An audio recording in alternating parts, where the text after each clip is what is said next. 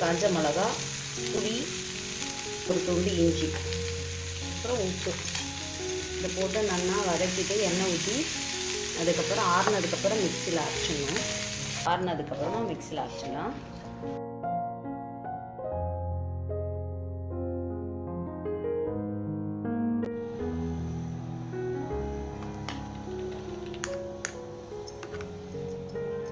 So இது நல்லா அரைச்சாச்சு நெழுக.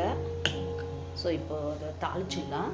கடுகு, உளுத்தம்பருப்பு, கடலைப்பருப்பு போட்டுருக்கேன், கொஞ்சமாக சீரகம், இதை மாதிரி போட்டு தாளிங்க நல்லாயிருக்கும். சாப்பிடும்போது வந்து அந்த கடலைப்பருப்பு கடிச்சு சாப்பிடும்போது நல்லாயிருக்கும். இது வந்து இட்லி, தோசைக்கு, சாப்பாடுக்கு தொட்டுக்கிறதுக்கு நல்லாயிருக்கும். இந்த ஊறுகாய் இது நிறைய நாள் கூட நல்லாயிருக்கும். ஏன்னா புளி வச்சு அரைக்கிறோம். நல்லா சுண்ட வற்ற வைக்கணும், அப்போ தான் நல்லாயிருக்கும். நான் தண்ணியே ஊற்றாமல் தான் அரைச்சி வச்சுருக்கேன். ஸோ இந்த மாதிரியே நீங்கள் அரைங்க. வெங்காயனால ஸ்வீட்னஸ் இருக்கும், கொஞ்சம் காரம் அதிகமாக நீங்கள் போட்டுக்கோங்க. அண்ட் தென் இது ஊறுகாய் பொடி ஆல்ரெடி நம்ம சேனலில் போட்டிருக்கேன். இது ஒன்றும் இல்லை, வெந்தயம், கடுகு. வெந்தயம் வந்து கம்மியாக இருக்கணும், கடுகு அதிகமாக இருக்கணும். காஞ்ச மிளகாய் போட்டு லேசாக வறுத்துட்டு பொடி பண்ணி வச்சுருக்கேன். இது காரக்குழம்பு போட்டுக்கலாம், இந்த மாதிரி ஊறுகாய் பொடி இது. ஸோ இது நல்லா பொரிஞ்சிச்சு. இப்போ இதை எடுத்து அதில் போட்டுக்கலாம். ஸோ அதை போட்டுட்டேன். மிக்சியை கழுவி ஊற்றுறது அந்த மாதிரிலாம் பண்ணக்கூடாது, அப்புறம் கெட்டு போயிடும்.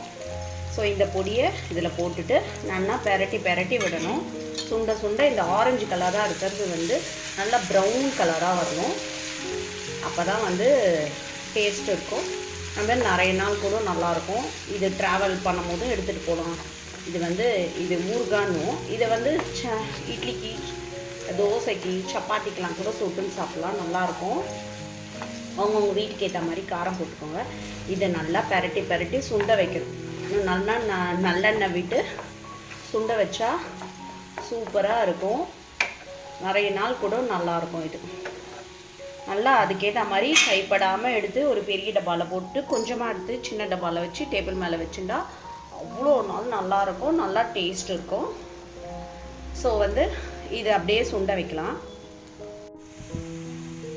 இப்போ பாருங்கள், முதல்ல ஒரு ஆரஞ்சு கலரில் இருந்ததா, இப்போ பாருங்கள் லைட் ப்ரௌன் வந்துருக்கு. இன்னும் கொஞ்சம் நேரம் வைக்கணும். இன்னும் நிறைய எண்ணெய் விட்டுறதுனா விட்டுக்கலாம். நான் கம்மியாக தான் விட்டுருக்கேன் எண்ணெய். அப்புறம் பார்த்திங்கன்னா இந்த மாதிரி ஒன்றோடு ஒன்று ஒட்டாமல் இப்படி உதிரியாக வரணும். அப்போ தான் வந்து நிறைய நாள் இருந்தாலும் ஃப்ரிட்ஜ்லேயே வைக்காமல் வெளியவே நல்லாயிருக்கும். அந்த ஈரப்பதெல்லாம் போடும். தண்ணியே ஊற்றாமல் அரைச்சாலும் இந்த வெங்காயத்துலேயே ஒரு ஈரப்பதம் இருக்குல்ல, அதெல்லாம் போடும். ஸோ இந்த மாதிரி ட்ரை பண்ணுங்கள்.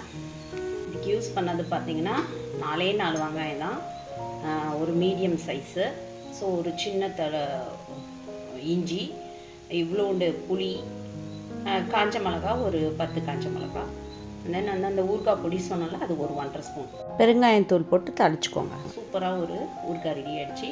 ஸோ ஒரு 4 பேர் 5 பேர் இருக்கிற ஃபேமிலிக்கு கண்டிப்பாக இது வந்து ஒரு 15 days வச்சுக்கலாம். நிறைய குவான்டிட்டி பண்ணுறதா இருந்தாலும் நீங்கள் பண்ணி ஸ்டோர் பண்ணிக்கலாம், கெடாது. நிறைய எண்ணெய் ஊற்றணும். நான் வந்து கொஞ்சம் கம்மியாக தான் விட்டுருக்கேன், பிகாஸ் எனக்கு கொஞ்சம் ஆயில் ஒத்துக்காது, ஊறுகாவே ஒத்துக்காது. இருந்தாலும் ஏதாவது சாப்பிட்ணுன்னா கொஞ்சம் சைடில் வச்சு சாப்பிட்லாம் அப்படின்றதுக்காக கொஞ்சமாக பண்ணி வச்சுருக்கேன். எப்போயாச்சும் இந்த சாம்பார் சாதம், அப்புறம் வந்து இட்லிக்கு அந்த மாதிரிலாம் தொட்டுக்கலான்ட்டு. ஸோ அதனால் நான் எனக்கு பண்ணுற ஊறுகாயில் கொஞ்சம் உப்பு கம்மியாக போடுவேன், எண்ணெய் கம்மியாக போடுவேன். நீங்கள் வந்து உங்கள் வீட்டுக்கு ஏற்ற மாதிரி போட்டுக்கோங்க. ஸோ இது ட்ரை பண்ணிட்டு கண்டிப்பாக எனக்கு வந்து கமெண்ட் பண்ணுங்கள். நம்ம சேனலை இப்போ தான் புதுசாக பார்க்குறீங்கன்னா ப்ளீஸ் சப்ஸ்கிரைப் பண்ணி தொடர்ந்து ஃபாலோ பண்ணிக்கோங்க. வீடியோக்கு ஒரு லைக் கொடுத்துருங்க. Thank you. This is Pauni from MGB lifestyle and kitchen.